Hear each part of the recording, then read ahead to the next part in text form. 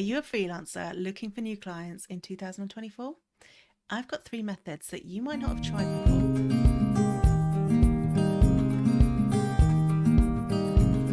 Hello, lovely freelancers, and welcome back to the Freelancers Tea Break. I'm Emma Cossey, and this is the podcast for tips, tools, and chat for freelancers to listen to whilst they're making a cuppa. Today, I want to talk about finding clients in 2024. So, if you haven't been around here before or you're brand new to the channel, I wanted to do a quick recap on the 4 areas that I find are the best ones to find clients as a freelancer.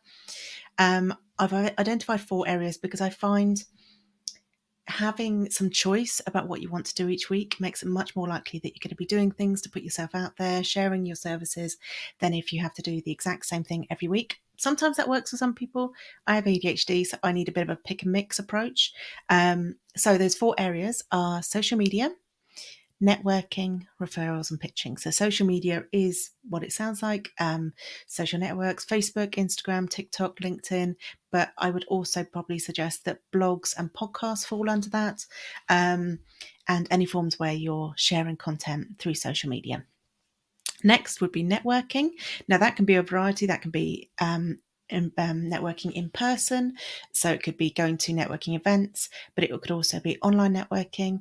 If you're interested in that, I actually have a partnership with Meow Networking, who do free online networking, and we do one every Tuesday at 1 p.m. GMT.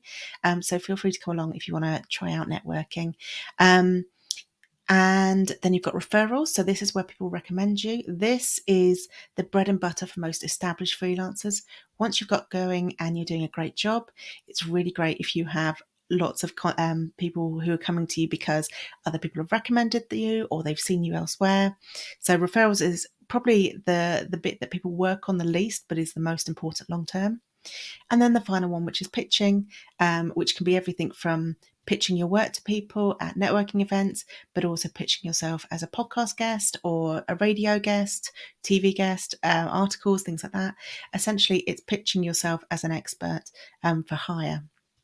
So I just wanted to go through that quickly because every week what I do is I look at those 4 areas and think, what can I do? And I don't necessarily always have 1 or 2 things from each of those areas, but it gives me an idea of what I'm going to do that week. So it is something that I practice through my finding clients approach, which is pick a mix of finding things every week that work.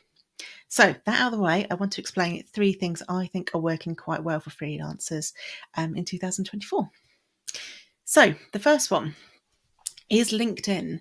So LinkedIn, I think a lot of people think it's just for employed people. Actually, now it's so much better for freelancers. And one thing I don't see a lot of people mentioning is that you can search the job sections for freelance roles. So first of all, that's a great step. Having a look, you can search by remote. I've done a little video, but basically you just go into LinkedIn, go to the job section and search for freelance and whatever it is you're looking for. That said, don't let it put you off looking at some of the jobs that are out there, because if somebody is hiring for a job, they have a vacancy or they will be about to have a vacancy. So that's an opportunity for you to pitch yourself and say, I saw that you're advertising for this job. I wonder whether you need somebody in the meantime between hiring as a freelancer to do this role. So it's a really good opportunity. You've already identified there that there's a need. So there's an opportunity there, and they may end up taking you on long term as a freelancer, or you just have that project, and it's a great way to meet people within that industry. So have a look on LinkedIn and have a look and see what roles are on there. LinkedIn, I will warn you, there are some spammers, there are some MLM sort of multi-level marketing companies and things like that. So be careful and cautious. But there are definitely some gems on there that you can find.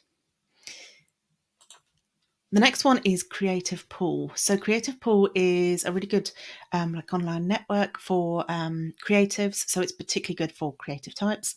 But if you go on their website, you can sign up for email updates. So I get them coming through. But you can also search for freelance and see what jobs come up. And actually, they have some really big names. So I did a quick search this morning, and there's jobs there, freelance jobs for 21st Century Fox, ASOS, and DMG Media. So definitely worth having a look. and seeing if there's some availability there. And if you get the emails, that will come through. So this is particularly good if you're looking for a working with a big client, so one that's a big brand that people know, rather than perhaps the smaller companies. And the final one is one that people just don't remember to use so much of the time, or they feel nervous about doing it. But your own Facebook profile is a great place to tell people what you do. You don't have to do it in a pushy way. So it could be sharing updates about your work, a glimpse into your projects, or even just what a day in your life looks like. And I think it works so much better because people assume that everybody knows, or their friends and family know what it is that they do. But I find in the majority of cases they don't. And just being able to share a little bit on your Facebook profile means that, say, you have a cousin that you don't speak to very often, but has some amazing connections that you didn't know about, and you posting on Facebook helps them connect the dots and maybe land a new client that way. So don't underestimate using Facebook profiles, your personal profile, for your business. Now, if this has given you a bit of a taste, and you want some more ideas, I actually have a freebie called 30 Ways to Find Your Next, or more than 30 ways actually, to find your next freelance client. So you can find that by going to freelancelifestyle.co.uk/newsletter.